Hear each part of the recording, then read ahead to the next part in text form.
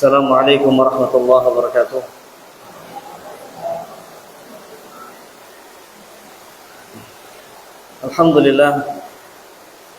Alhamdulillahi rabbil alamin, wa bihi nasta'inu ala umurid dunya waddin. Ashhadu an la ilaha illallah huwa waliyus salihin, wa ashhadu anna Muhammadan abduhu wa rasuluhu khatamul anbiya wal mursalin, sallallahu alaihi wa ala alihi wa ashabihi wa man tabi'ahum bi ihsanin ila yaumiddin. Allahumma 'allimna ma yanfa'una wanfa'na bima 'allamtana wa zidna ilma. Allahumma inna nas'aluka 'ilman nafi'a wa rizqan thayyiba wa 'amalan mutaqabbala. Innahu waliyyu dzalik wal qadir 'alaihi. Amma ba'd. Para jamaah hadirin dan hadirat, bapak-bapak, ibu-ibu, para santriwan. Ada santriwatinya enggak? Para santriwan, para asatizah yang kami muliakan dan kami hormati, kita akan kembali melanjutkan pembahasan dari serial Asmaul Husna, nama-nama Allah yang indah, yang mana di pertemuan yang lalu kita telah membahas dua nama Allah yang Allah sebutkan di dalam Al-Quran, yaitu Allah itu sendiri dan nama Al-Ilah. Nama Allah dan nama Al-Ilah.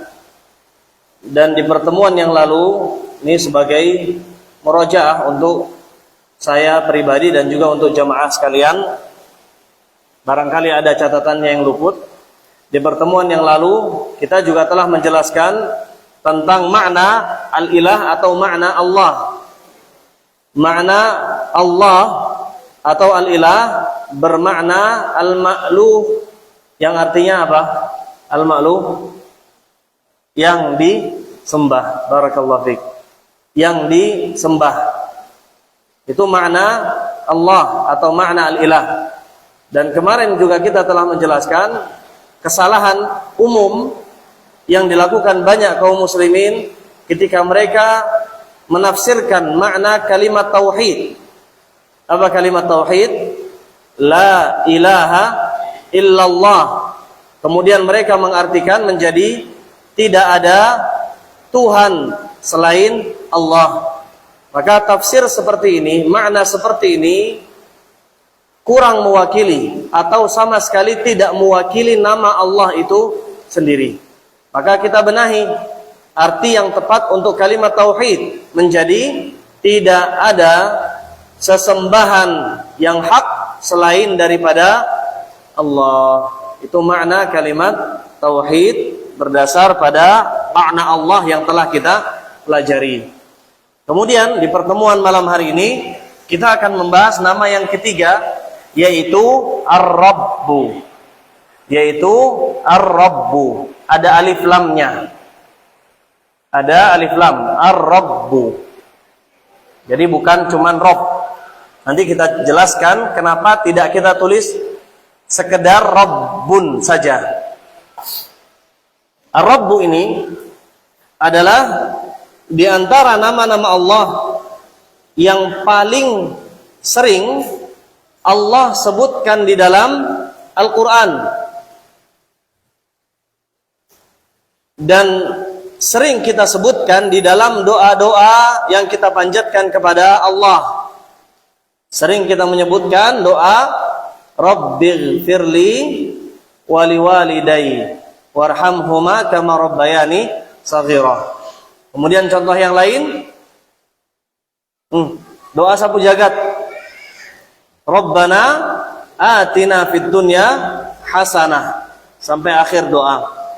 Kemudian doa yang lain, Rabbana hablana min azwajina wa dzurriyyatina qurrata a'yun waj'alna lil muttaqina imama.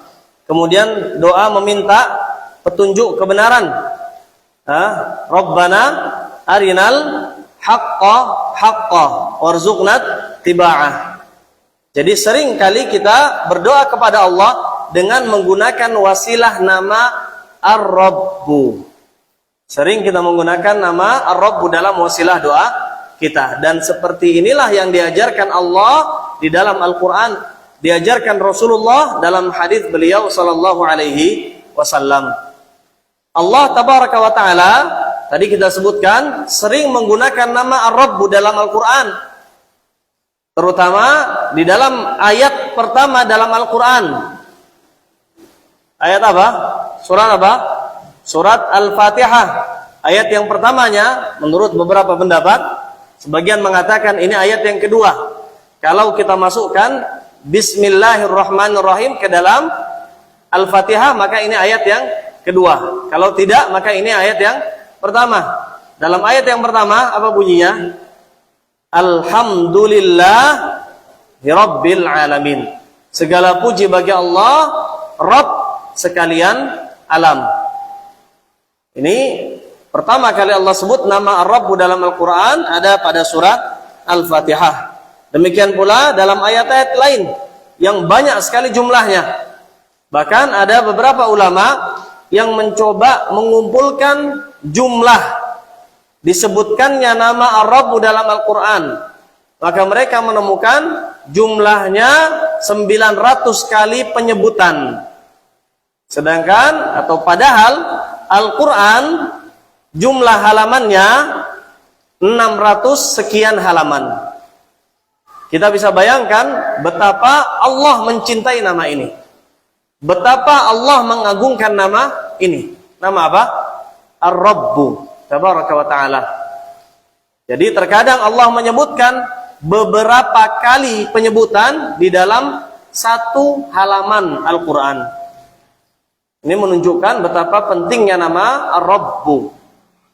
Di antara contoh yang lain dalam surat Saba ayat ke-15. Dalam surat Saba ayat ke-15. Dan kita yakin ayat ini banyak yang hafal, yaitu pada kisah negeri Saba. Allah subhanahu wa ta'ala menyebutkan negeri yang indah, Jannatani ayyamini wa shimal, negeri Saba di negeri Yaman, yang Allah katakan Allah tumbuhkan dua kebun di sisi kanan dan sisi kiri negeri tersebut. Bahkan dalam kitab tafsir disebutkan para penduduk negeri itu ketika mereka ingin melakukan safar, apa safar? Perjalanan dari negerinya menuju negeri tetangga, maka mereka tidak perlu membawa bekal apapun. Mengapa demikian? Karena sepanjang jalan mereka temukan buah-buahan dengan berbagai macam rasa. Mereka temukan buah anggur, mereka juga menemukan buah kurma dan buah-buah yang lainnya. Semuanya mereka dapatkan tanpa perlu memanjat, karena buah-buah itu rendah, cukup diambil, cukup dipetik, sudah bisa mereka nikmati. Nikmat yang luar biasa yang tidak kita temukan dalam negeri manapun. Kemudian Allah katakan di akhir ayat, baldatun tayyibatun wa rabbun ghafur. Baldatun tayyibah wa rabbun ghafur. Seringkali disebutkan ya, baldatun tayyibah artinya negeri yang indah, luar biasa, negeri yang baik, wa rabbun ghafur, disertai dengan Rabb yang maha pengampun, yaitu Allah tabaraka wa ta'ala. Namun kemudian mereka ingkar, mereka kemudian tidak mau bersyukur kepada Allah, malah berbuat kufur, sehingga Allah timpakan kepada mereka banjir yang besar dari bendungan yang hancur yang mereka bangun. Bendungan besar mereka bangun, lalu kemudian Allah hancurkan hanya dengan beberapa ekor tikus yang memakan pondasi-pondasi batu-batu gunung, batu-batu bendungan tersebut. Kemudian Allah timpakan kepada mereka musibah berupa banjir bandang. Ini Allah ceritakan dalam surat Saba, dan Allah singgung di situ nama Rabbun atau Rabbun Ghafur, artinya Rabb yang maha pengampun. Dalam banyak ayat Allah juga sebutkan nama Ar-Rabbu. Di antaranya adalah yang kita hafal, Qul inna salati. Lanjutkan. Qul inna salati wa nusuki wa mahyaya wa mamati lillah Rabbil alamin. Semuanya adalah untuk Allah. Salat, sembelihan, kemudian apa? Kehidupan, kematian, semuanya kita pasrahkan untuk Allah. Siapa Allah? Rabbil alamin. Dialah Allah, Rabb, penguasa sekalian alam. Ini Allah sebutkan juga dalam surat Al-An'am ayat 162. Qul inna salati, itu dalam surat Al-An'am ayat 162. Demikian pula Allah sebutkan dalam ayat-ayat yang banyak yang lainnya. Di antaranya adalah dalam surat Yasin ayat 45. Salamun qaulan mir rabbir rahim. Allah sebutkan nama Ar-Rabbu di situ. Jadi banyak sekali nama Rabb ini disebutkan di dalam Al-Qur'an. Lalu kemudian para jamaah, para hadirin yang Allah muliakan, kita sekarang akan mengenal makna Ar-Rabbu itu sendiri. Apa makna nama Ar-Rabbu? Para ulama rahimahumullahu jami'an, mereka menyebutkan bahwasanya para atau orang-orang Arab ketika menyebut kata-kata Rabbun, maka mereka memaknai setidaknya dengan 3 makna. Makna yang pertama berarti Al-Khaliq. Apa arti Al-Khaliq? Pencipta. Makna yang kedua berarti Al-Malik atau Al-Malik. Apa bedanya?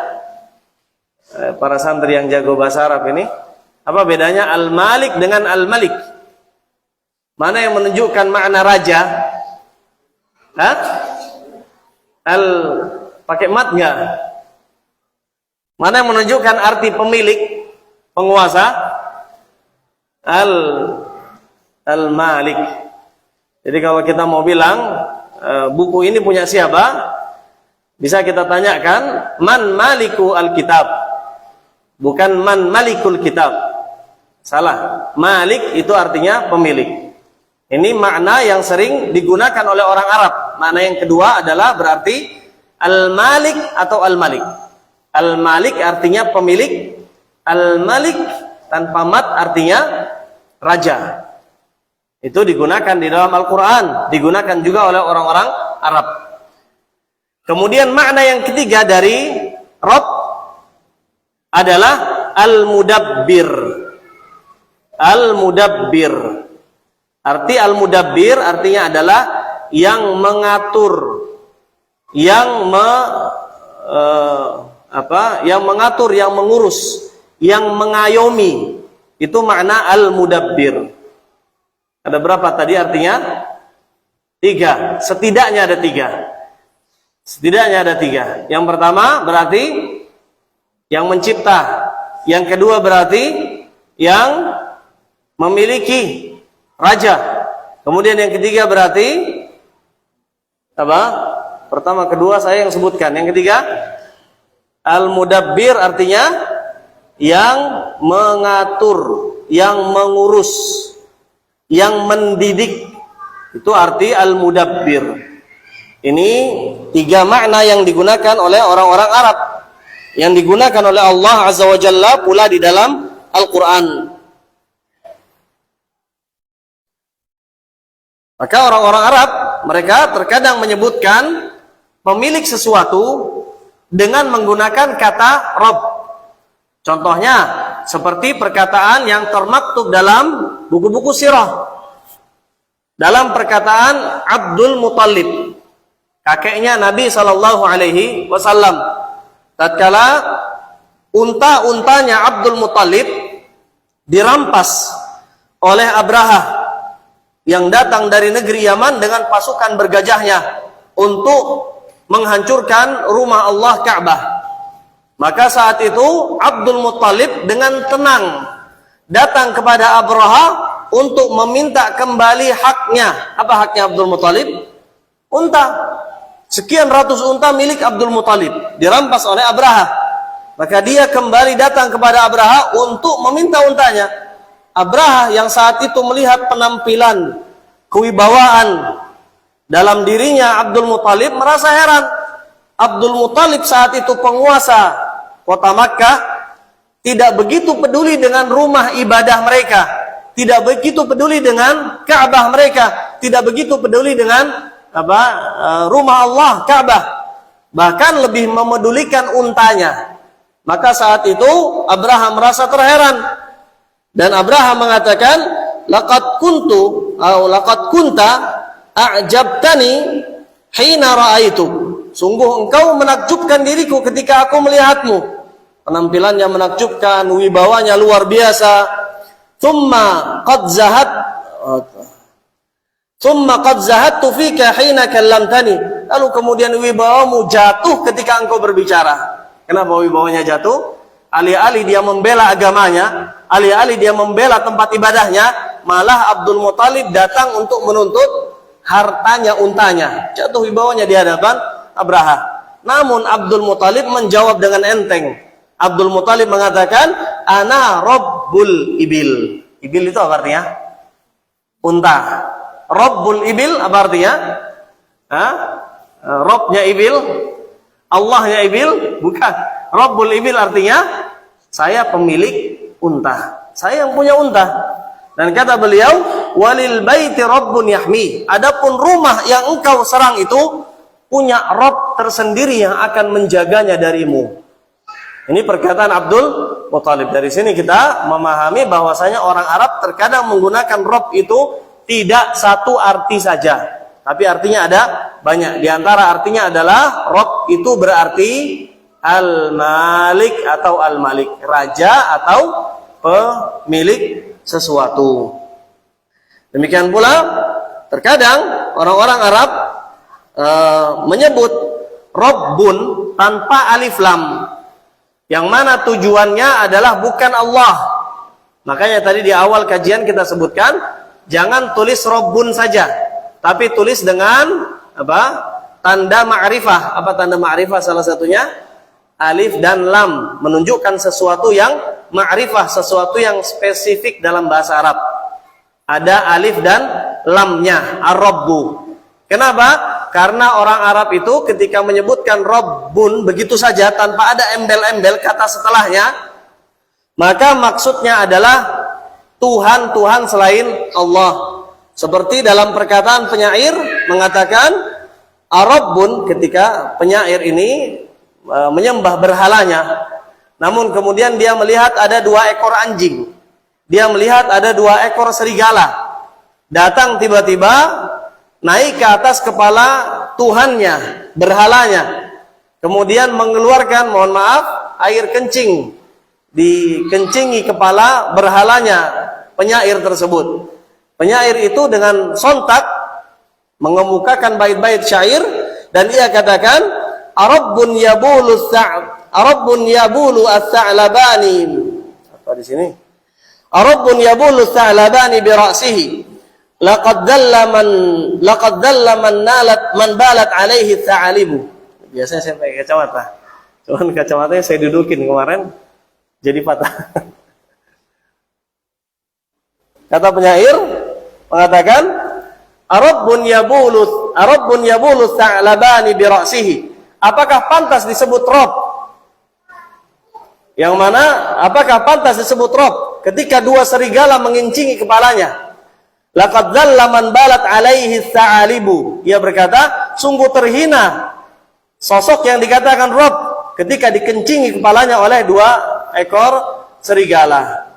Maka ini menunjukkan kata Rabbun itu bukan untuk Allah, untuk selain Allah. Makanya kalau kita menyebutkan dengan alif dan lam, bagaimana membacanya? Ar-Rabbu tabaraka wa ta'ala. Kemudian di antara makna Ar-Rabbu tadi adalah apa? Al-Mudabbir. Apa makna Al-Mudabbir? Yang mendidik, yang ngayomi, yang menuntun, yang ngajari. Atau bahasa kita sering menggunakan kata-kata tarbiyah. Kuliah di mana? Kuliah di Fakultas Tarbiyah. Apa arti tarbiyah? Pendidikan. Seorang murabbi, apa makna murabbi? Seorang pendidik, seorang pengayom, seorang pengasuh. Dinamakan al-murabbi. Ini diantara satu dari tiga makna Rabbu. Apa makna Rabbu tadi? Yang mendidik, yang mengayomi, yang mengasuh. Sebagian ulama lebih condong kepada makna yang ketiga ini. Sebagian. Meskipun tidak bisa kita batasi makna Rabbu menjadi satu makna saja. Makna Rabbu ada tiga. Namun sebagian ulama lebih condong kepada makna yang ketiga. Al-Mudabbir. Dialah Allah yang mentarbiyah seluruh makhluk. Dialah Allah yang mendidik, yang mengurus seluruh makhluk. Ini yang dikatakan oleh beberapa ulama, diantaranya Ar-Raghib Al-Asfahani. Beliau lebih memilih makna ini. Maka kalau kita lihat beberapa ayat dalam Al-Quran, diantaranya dalam perbincangan Nabiullah Musa dengan Fir'aun. Tatkala Fir'aun bertanya kepada Nabi Musa, qala faman rabbukuma ya Musa. Dalam surat Thaha ayat 49. Fir'aun bertanya, siapakah Tuhan engkau berdua wahai Musa? Wahai Musa dan Harun, saudaranya. Maka Nabi Musa menjawab, qala rabbuna alladhi a'ta kulla syai'in khalqahu thumma hada. Kata Nabi Musa dalam ayat setelahnya, ayat 50, ia berkata, Rabbuna, Rabb kami adalah yang menciptakan segala sesuatu. Kemudian setelah Allah menciptakan, tidak Allah biarkan. Namun Allah menuntun segala makhluk ciptaannya kepada seluruh kebaikan kehidupannya. Allah yang menuntun, Allah yang ngayomi, Allah yang ngajari, Allah yang memberikan kepada mereka petunjuk dunia dan akhirat. Petunjuk kehidupan dunia dan petunjuk kehidupan akhirat. Ini yang menunjukkan, ini ayat yang menunjukkan makna Allah adalah Ar-Rabbu, adalah Al-Mudabbir, yang ngayomi, yang mengurus. Maka para ulama menyebutkan setidaknya ada tiga makna tadi. Yang pertama adalah Allah adalah Ar-Rabbu, adalah sang pemilik, atau Allah adalah sang pencipta. Kemudian yang kedua, Allah raja dan pemilik. Kemudian yang ketiga apa? Allah yang mengatur, yang mengayomi, yang mengurus. Maka ketika seseorang hamba berdoa kepada Allah dengan memakai nama Allah Ar-Rabbu, maka dia tidak sedang menggunakan satu makna saja dalam doanya, tapi dia menggunakan berapa makna? Tiga sekaligus. Ketika dia berkata, Rabbighfirli wali walidayya. Apa maknanya? Dia mengatakan, wahai Rabbku, wahai pencipta diriku, wahai pemilik jiwaku. Kemudian apa? Wahai sang pengatur diriku. Kemudian dia sebutkan hajatnya.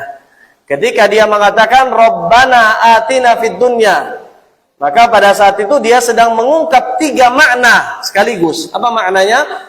Wahai sang pencipta diri kami, wahai sang pemilik jiwa-jiwa kami, wahai sang pengatur kehidupan kami. Siapa? Rabb, Allah Azza wa Jalla. Makna yang dikandung itu bukan hanya satu tapi tiga sekaligus. Sekarang kita ingin membahas Ar-Rabbu dari makna yang ketiga. Ini secara khusus kita bahas karena ada beberapa ulama yang lebih condong kepada makna yang ketiga. Semisal siapa tadi? Ar-Raghib Al-Asfahani, seorang ulama ahli bahasa yang mengatakan bahwasanya asal makna Rabb itu berasal dari kata tarbiyah. Apa tarbiyah tadi? Pendidikan, pengatur, kepengaturan, kepengurusan. Itu makna yang lebih dekat kepada Ar-Rabbu tabaraka wa ta'ala. Tadi kita bawakan dalilnya dari surat Thaha ayat 50. Firman Allah, qala rabbuna alladhi a'ta kulla syai'in khalqahu thumma hada. Nabi Musa menjawab pertanyaan Fir'aun. Nabi Musa berkata, Rabb kami adalah yang menciptakan segala sesuatu. Kemudian setelah menciptakan, apakah Allah biarkan? Jawabannya tidak. Namun Allah tunjukkan seluruh makhluknya kepada kebaikan kehidupan mereka dunia dan akhirat. Sekarang kita akan mencoba menggambarkan hal tersebut dengan membawakan beberapa dalil. Di antara dalilnya adalah dalam surat Al-A'raf ayat 54. Ini dalil-dalil yang menunjukkan bahwasanya makna ar-rabbu adalah al-mudabbir, yang mengatur seluruh semesta. Allah berfirman dalam surat Al-A'raf ayat 54. Kata Allah, sesungguhnya Rabb kalian adalah Allah alladzi khalaqas samawati wal ard fi sittati ayyam. Dialah Allah yang menciptakan langit-langit dan bumi-bumi dalam 6 hari. Tsumma stawa 'alal arsy. Lalu kemudian Allah beristiwa di atas arsy-Nya. Yughshil lailan nahara yatlubu hatitha. Dialah Allah yang menutupkan malam kepada siang, yang mengikutinya dengan cepat. Hal itu terjadi dengan cepat. Wasyamsa wal qamara wan nujum musakhkharatun bi amri. Musakhkharatin bi amri. Demikian pula matahari, bulan, bintang, semuanya tunduk kepada perintahnya, kepada pengaturannya Allah tabaraka wa taala. Kemudian ditambah dengan hadis Nabi sallallahu alaihi wasallam tatkala Nabi ngajari Abu Dzar bagaimana Allah mengatur alam semesta ini berikut mataharinya. Kata Allah kepada Abu Dzar, kata Nabi SAW kepada Abu Dzar, mohon maaf, kata Nabi kepada Abu Dzar, ketika matahari terbenam, kata Nabi SAW, atadri aina tadhab? Wahai Abu Dzar, apakah engkau mengetahui kemana perginya matahari? Kemana kira-kira perginya matahari? Kalau kita lihat pada ilmu apa? Ilmu apa? Hah? Ilmu apa istilahnya? Astronomi atau ilmu apalah? Mereka akan mengatakan matahari itu akan beralih dari sisi dunia ke sisi dunia yang lain. Itu menurut ilmu manusia. Namun kata Nabi sallallahu alaihi wasallam, kata Abu Dzar, Allah wa rasuluhu alam. Allah dan Rasulnya lebih mengetahui. Kata Nabi, fa innaha tadhhabu hatta tasjuda tahtal arsy. Matahari itu pergi menuju arsy. Kemudian matahari sujud di bawah arsy-Nya Allah. Kemudian matahari meminta izin untuk terbit kembali keesokan harinya kepada Allah. Maka kemudian Allah memberikan kepadanya izin. Kata Nabi SAW, wa yushik, sebentar lagi akan datang masanya Allah tidak lagi mengizinkan matahari untuk terbit dari arah terbitnya. Namun Allah memerintahkannya untuk terbit dari arah terbenamnya.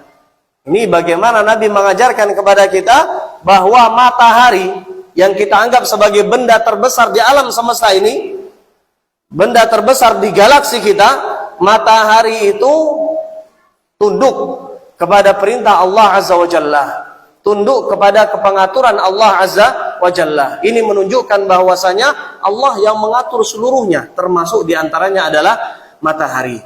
Karena itu para ulama diantaranya Al-Halimi dalam Al-Minhaj Syu'abil Iman, beliau mengatakan makna ar-rabbu itu mencakup penciptaan beserta pengaturan Allah kepada makhluknya tahap demi tahapan. Beliau memberikan contoh, diantaranya adalah Allah menciptakan manusia dari setetes air yang hina, dari air mani. Kemudian Allah merubahnya menjadi alaqah. Kemudian Allah merubahnya menjadi mudghah. Lalu kemudian Allah bungkus tulang menjadi daging hingga kemudian berubah menjadi janin. Kemudian keluar menjadi seorang bayi yang kecil yang lahir dalam keadaan yang lemah. Beliau menggambarkan, kata beliau, Allah menciptakan kita dari ketiadaan. Ia pula yang mentarbiah untuk maslahat hidup janin. Di antara gambarannya adalah janin tidak berakal. Janin tidak bisa memikirkan dari mana datang arah rezekinya. Namun siapa yang memberikan ilham kepada janin? Siapa yang mengatur janin? Siapa yang mengurusi janin sampai janin mampu mendapatkan rezekinya dari tali pusar ibunya? Kalau bukan Allah Jalla Jalaluh. Ini makna murabbi, ini makna mudabbir dari makna Rabbu Tabaraka wa Ta'ala. Kemudian ketika janin tersebut keluar menjadi seorang anak bayi kecil, bayi yang baru lahir, masih lembek tubuhnya, masih begitu menggenaskan, begitu menggemaskan, dan bayi ini belum matang akalnya, dia tidak bisa berpikir. Siapa yang mengajari bayi ketika dia baru dilahirkan untuk mendapatkan rizki dari air puting susu ibunya? Siapa yang ngajari? Kalau bukan Allah Azza wa Jalla. Maka ini menunjukkan bagaimana Allah mengatur maslahat hidup manusia dari semenjak dia janin sampai kemudian menjadi seorang anak yang kecil, seorang bayi. Kemudian bayi tersebut tumbuh besar sampai dia mampu memakan, mampu menggigit. Siapa yang menumbuhkan cikal bakal giginya yang kecil, gigi-gigi susunya? Kemudian siapa yang mengajarinya untuk beralih dari air susu ibunya menuju makanan yang padat? Siapa yang mengajari semua itu?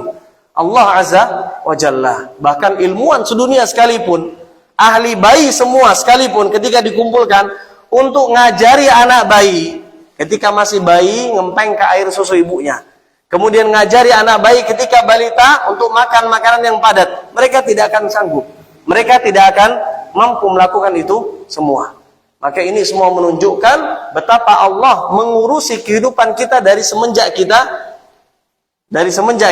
tidak kelihatan, dari semenjak kita janin, kemudian tumbuh menjadi seorang bayi, kemudian balita. Semua itu Allah Tabaraka wa Ta'ala yang memberikan kepada kita ilham untuk melakukan itu semua. Maka ini makna Allah atau makna Ar-Rabbu berarti tarbiyah, yang berarti tarbiyah. Allah yang mendidik, Allah yang mengayomi, Allah yang mengatur semua kehidupan kita. Dan ini makna firman Allah yang tadi disebutkan Nabiullah Musa alaihissalam. Ia berkata, Rabbuna alladzi a'ta kulla syai'in khalqahu thumma hada. Dialah Allah yang menciptakan, lalu kemudian dialah Allah yang menunjukkan kepada kita segala kehidupan dunia dan akhirat. Allah Tabaraka wa Ta'ala. Dan ini makna dari kata Ar-Rabbu Tabaraka wa Ta'ala. Kemudian para hadirin jamaah sekalian yang dimuliakan Allah Azza wa Jalla, sekarang kita akan beralih kepada mengenal atau memahami buah dari mengenal nama Ar-Rabbu Tabaraka wa Ta'ala. Tujuannya adalah agar kita mengambil faidah, agar setelah ini ketika nama Ar-Rabbu disebutkan, maka kita akan memahaminya dengan baik. Kita tidak akan pernah lagi sama dalam memaknai nama Ar-Rabbu dalam kehidupan kita. Ketika kita memahami, memaknai nama Ar-Rabbu dengan baik. Di antara buahnya, di antara faidahnya, yang pertama adalah mendatangkan ketenangan tentang masa depan. Ketika seorang memaknai, mentadabburi, mendalami makna nama Ar-Rabbu dengan baik, maka masa depannya akan tenang. Dia tidak akan terlalu khawatir, tidak akan terlalu kalut, tidak akan terlalu ketakutan dengan masa depannya, dengan masa depan anak-anaknya, karena dia tahu bahwasanya Allah memiliki nama Allah yang lain, Ar-Rabbu, nama yang ketiga. Karena dia memaknai nama Ar-Rabbu, dia tahu siapa Ar-Rabb. Dia tahu Ar-Rabbu itu adalah sang pencipta. Dia tahu Ar-Rabbu itu adalah sang pemilik. Dan dia tahu Ar-Rabbu itu adalah sang pengatur. Dia tidak begitu khawatir. Makanya Nabi SAW mengatakan tentang sifat seorang yang beriman. Kata Nabi, ajaban li amril mu'min. Begitu menakjubkannya urusan seorang yang beriman. Kata Nabi, inna amrahu kullahu khair. Setiap perkara yang dilakukan oleh orang yang beriman itu berakhir dengan kebaikan. Dan tidak akan terjadi kecuali bagi orang yang beriman. Ketika dia mendapatkan kegembiraan, dia bersyukur. Ketika dia mendapatkan ujian, musibah, maka dia bersabar. Mengapa mukmin demikian? Karena dia benar-benar memaknai nama Ar-Rabbu Tabaraka wa Ta'ala. Para hadirin yang Allah Jalla Jalaluhu muliakan, seorang hamba yang ketika dia mengenal nama Ar-Rabbu Tabaraka wa Ta'ala, maka dia tidak akan pernah ragu ketika dia memohon, ketika dia berdoa, ketika dia meminta kepada Allah Azza wa Jalla. Kenapa demikian? Karena dia tahu Allah tidak akan pernah sekalipun menelantarkan dirinya. Maka dia selalu meminta, selalu memohon, selalu berdoa kepada Allah Azza wa Jalla. Maka masa depannya menjadi tenang. Jangankan masa depan manusia, jangankan kehidupan manusia kita, daun saja Allah yang mengaturnya. Bagaimana daun berjatuhan, Allah mengetahuinya dan Allah mengaturnya. Semua itu terjadi di atas dan di bawah pengawasan Allah, pengaturan Allah. Kata Allah dalam surat Al-An'am ayat 59. Kata Allah dalam surat Al-An'am ayat 59. Wa ma tasqutu min waraqah illa ya'lamuha. Tidaklah ada satu helai daun yang jatuh melainkan Allah mengetahuinya. Allah yang mengatur, Allah yang mengurusi pohon. Bagaimana mungkin Allah tidak mengurusi manusia? Maka ketika seorang hamba memaknai ini, hidupnya akan dipenuhi ketenangan. Jangankan manusia, hewan saja siapa yang ngatur? Siapa yang ngatur rezeki mereka? Allah Azza wa Jalla. Kata Allah dalam surat Al-Ankabut ayat 60. Wa ka'ayyim min dabbah la tahmilu rizqaha. La tahmilu rizqaha. Kata Allah, berapa banyak binatang yang kau tidak bisa membawa rizkinya. Atau berapa banyak hewan yang tidak mampu membawa rizkinya masing-masing. Mereka tidak bisa menanggung rizkinya. Siapa yang memberikan kepada mereka rizki? Kata Allah, Allah yarzuquha. Allah yang memberikan kepada mereka rizki. Kemudian Allah tenangkan hati kita, kata Allah, wa iyyakum. Demikian pula kalian, siapa yang menanggung rezeki kita? Allah Azza wa Jalla. Ketika seorang hamba yang beriman, kemudian dia mentadabburi ayat semacam ini, maka hatinya akan menjadi tenang. Tinggal dia berusaha untuk keluar, tinggal dia berusaha untuk bekerja, kemudian sepenuhnya dia pasrahkan kepada siapa? Allah Tabaraka wa Ta'ala. Hidupannya akan menjadi tenang. Bahkan lebah saja Allah yang mewahyukan kepada lebah. Ini Allah sebutkan di dalam Al-Quran. Bahkan ada surat khusus yang bercerita tentang lebah. Apa namanya? Surat An-Nahl. Surat An-Nahl, surat lebah. Allah menceritakan tentang bagaimana Allah itu mengayomi, bagaimana Allah itu menuntun lebah untuk mendapatkan rizkinya. Kata Allah Tabaraka wa Ta'ala, wa auha rabbuk.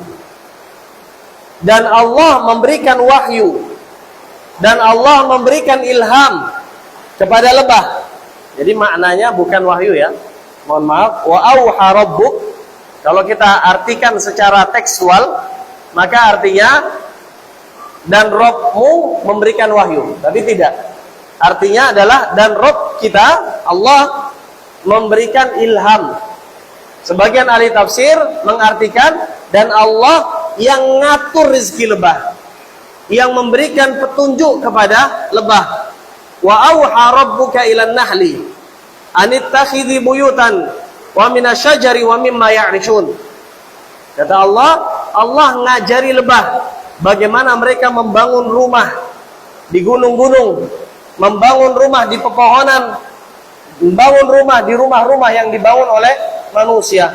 Dan kalau kita lihat bagaimana mereka membangun rumah, bagaimana lebah membangun sarang mereka, rumah mereka sangat-sangat menakjubkan dalam bentuk yang sempurna. Tidak ada celah yang ditinggalkan. Bentuknya apa? Bentuk seperti itu, segi 6 ya. Bentuk heksagonal.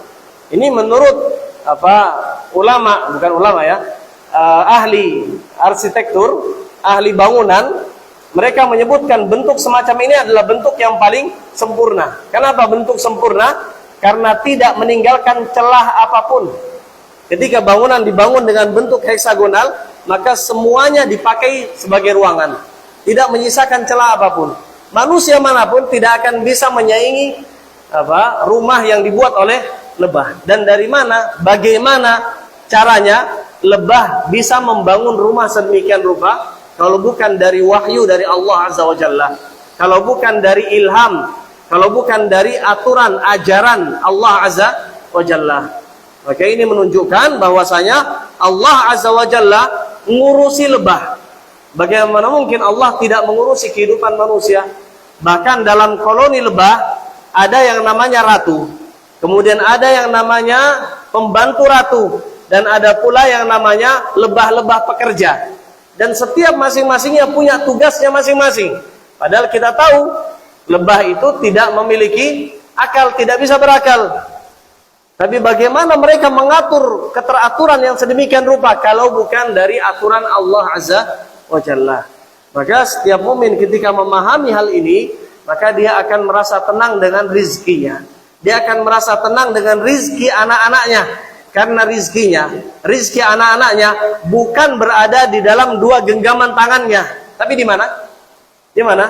Di dalam aturan Allah, di dalam takdir, di dalam kepengurusan Allah Azza wa Jalla. Yang mana hal itu terkandung pada makna nama Allah Rabb Tabaraka wa Ta'ala. Maka kehidupannya akan menjadi tenang. Makanya Allah Azza wa Jalla mengatakan yas'aluhu man fis samawati man fis sama'i wal ard. Kemudian apa lanjutannya? Qul huwa fi kulla yaumin huwa fi sya'an. Kata Allah Tabaraka wa Ta'ala, kulla yaumin huwa fi sya'an. Manusia dan malaikat bertanya tentang apa yang dilakukan Allah setiap harinya. Maka kata Allah, kulla yaumin huwa fi sya'an. Setiap harinya Allah itu sibuk. Sibuk apa Allah Azza wa Jalla? Sibuk mengurusi setiap aturan di atas muka bumi ini. Sibuk mengurusi setiap makhluk, baik itu manusia maupun selain manusia, baik itu mukminnya maupun selain orang-orang yang beriman. Semuanya Allah yang mengurusi, semuanya Allah yang mengatur. Maka ketika kita memaknai makna Ar-Rabbu ini, cukup bagi kita untuk berupaya, berikhtiar bahasanya, bekerja, keluar rumah, lalu kemudian kita berusaha, setelahnya kita pasrahkan kepada Allah Azza wa Jalla. Kata Allah Tabaraka wa Ta'ala dalam beberapa ayatnya mengajarkan kita untuk bertawakal. Kata Allah dalam surat Al-Maidah ayat 55, ni'mal maula wa ni'man nasir. Ni'mal maula wa ni'man nasir. Dialah Allah sebaik-baik pemilik, sebaik-baik penguasa, dan sebaik-baik penolong. Ni'mal maula wa ni'man nasir. Cukup kita berupaya, kemudian kita berdoa kepada Allah, setelahnya kita tawakal kepada Allah Azza wa Jalla. Dan ketika itu yang terjadi, kehidupan kita akan dipenuhi dengan ketenangan. Kehidupan kita akan dipenuhi dengan kedamaian. Karena kita memaknai nama Ar-Rabbu Tabaraka wa Ta'ala. Maka para hadirin yang Allah Tabaraka wa Ta'ala muliakan, makanya orang yang paling tenang kehidupannya adalah orang yang memiliki Allah sebagai Rabb-nya. Sebaliknya, manusia-manusia yang tidak pernah bahagia adalah manusia yang jauh dari ilmu, manusia-manusia yang jauh dari Allah, manusia-manusia yang jauh dari Ar-Rabbu. Di antara contohnya adalah orang-orang ateis, orang-orang yang meyakini tidak ada Tuhan. Mereka mendewakan akal mereka dan menolak adanya Tuhan. Ada seorang di negeri Mesir yang menulis satu buku yang judulnya Limadza Ana Mulhid. Artinya, mengapa aku menjadi ateis? Di situ dalam buku itu dia sebutkan bahwasanya dia mendapatkan kebahagiaan meskipun dia adalah seorang ateis. Namun Allah menyingkap kehidupannya hingga di akhir kehidupan dia mati dalam kondisi bunuh diri. Menunjukkan dia tidak merasakan bahagia. Dia tidak merasakan bahagia karena dia sedang bertengkar dengan hatinya sendiri, sedang bertengkar dengan fitrahnya sendiri. Karena keyakinan kita tentang Allah sebagai pencipta, Allah sebagai pemilik, Allah sebagai pengatur, itu keyakinan yang terpatri dalam hati kita masing-masing, atau yang kita sebut dengan fitrah. Yang kita sebut dengan nama fitrah, itu sesuatu yang fitrah. Makanya Abu Hanifah ketika mendebat orang-orang ateis, mudah saja bagi beliau untuk membantah klaim palsu ateis. Bagaimana cara beliau membantah? Ini disebutkan dalam Aqidah Thahawiyah tentang kisah bagaimana Abu Hanifah mendebat dengan mudah sekali, mendebat orang-orang ateis. Abu Hanifah ketika mendebat orang-orang ateis, beliau menentuk dia saat itu ditantang debat oleh ateis. Akhirnya ditentukan jadwal, waktu dan tempat yang ditentukan. Namun kemudian Abu Hanifah datang dengan terlambat. Pada saat itu orang-orang mulai meragukan kebenaran Abu Hanifah, meragukan tentang keilmuan Abu Hanifah. Ini menunjukkan Abu Hanifah tidak bisa berhujjah di hadapan orang-orang ateis. Apa buktinya? Datang telat. Namun kemudian Abu Hanifah datang telat dengan sengaja. Dan kemudian dia mengatakan, aku atau yang membuat diriku telat adalah tadi ketika aku sedang berjalan-jalan di sungai Dajlah. Lalu kemudian nama sungai Dajlah. Namun kemudian aku melihat ada barang-barang yang turun dari atas langit, kotak-kotak yang turun dari atas langit, menyusun dirinya sendiri, naik ke atas kapal dengan sendirinya, berdiri dengan teratur, dengan sedemikian rupa. Lalu kemudian barang-barang yang lama turun dari kapal dengan sendirinya, kemudian kapal itu berlayar dengan sendirinya menuju satu tempat. Apa pendapatmu tentang perkataanku barusan, kata Abu Hanifah? Orang ateis itu mengatakan, tidak mungkin, mustahil terjadi seperti itu. Namun kemudian Abu Hanifah mengatakan, kalau seandainya hal ini tidak berlaku dalam satu kapal saja, bagaimana hal ini berlaku bagi alam semesta? Apa maksudnya? Alam semesta ini ada yang ngatur. Siapa yang mengatur? Allah Azza wa Jalla, Ar-Rabbu Al-Mudabbir. Allah tidak mungkin tercipta dengan sendirinya. Tidak mungkin semua alam semesta ini mengatur dirinya sendiri. Ini cara membantah orang-orang ateis. Dan mereka, kehidupan mereka kita yakini, kehidupan mereka adalah kehidupan yang seperti neraka. Kehidupan mereka sempit, dunia, akhirat. Adapun orang-orang yang beriman, Allah lapangkan hati mereka dan Allah berikan kepada mereka kebahagiaan dalam hidup. Ini sudah jam 7.13, apa sudah masuk Isya belum? Sudah. Belum azan. Baik. Kita lanjutkan. Ini yang pertama, dengan memaknai nama Ar-Rabbu akan memberikan kepada kita satu buah yang manis, buah keimanan yang manis. Apa itu? Kita akan mudah merasakan kenikmatan hidup. Kita akan damai kehidupannya, tidak terlalu kalut, tidak terlalu khawatir tentang masa depan. Kenapa? Karena yang mengatur kehidupan kita, mengatur rizki kita dari semenjak kita janin, bukan kita sendiri, tapi siapa? Allah Tabaraka wa Ta'ala. Allah yang memiliki nama Ar-Rabb. Kemudian di antara buah yang kedua dari memaknai nama Ar-Rabbu adalah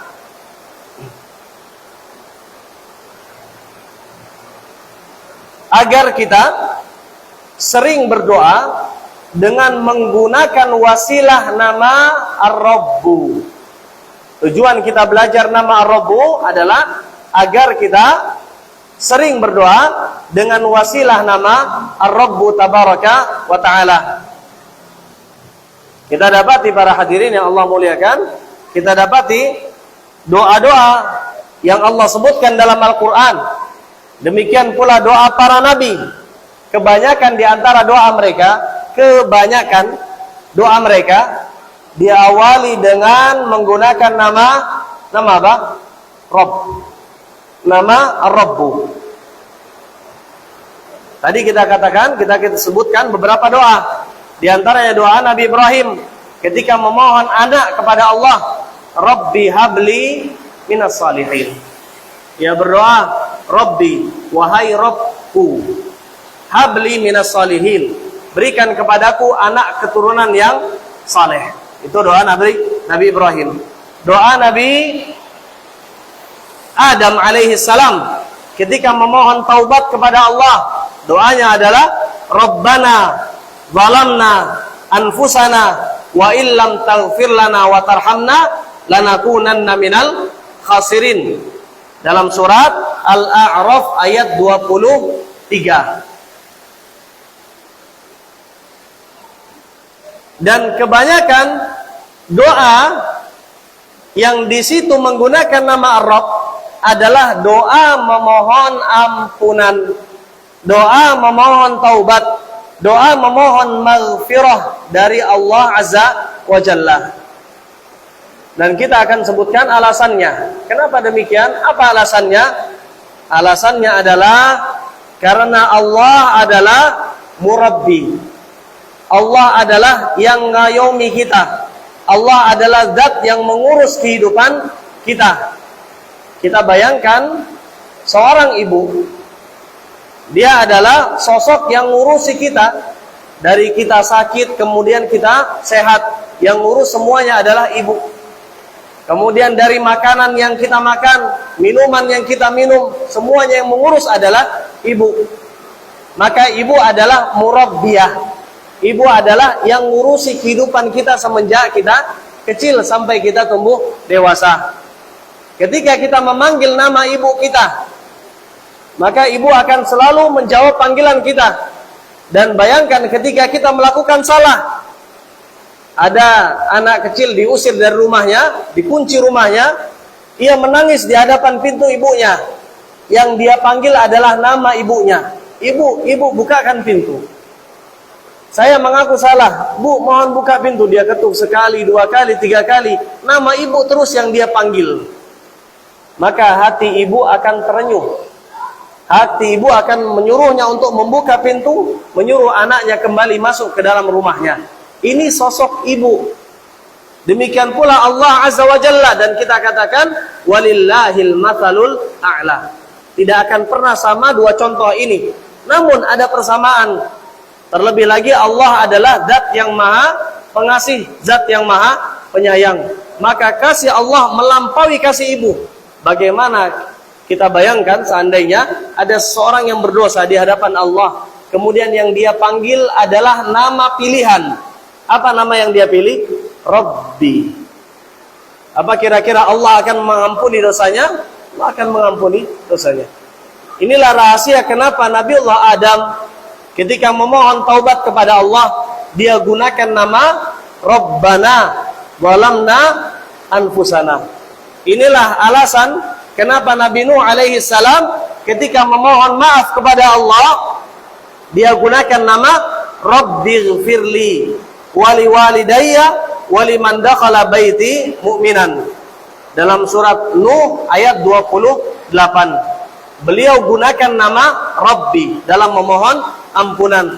Inilah alasan kenapa Nabi Musa ketika memohon ampunan kepada Allah, ia gunakan bahasa Rabbighfirli wali akhi. Wahai Rabbku, ampuni diriku dan ampuni saudaraku. Maka selayaknya kita ketika memaknai nama Ar-Rabbu, terlebih lagi kita tahu para nabi berdoa dengan menggunakan wasilah nama Ar-Rabbu, kita lebih bersemangat ketika kita berdoa kepada Allah menggunakan wasilah nama apa?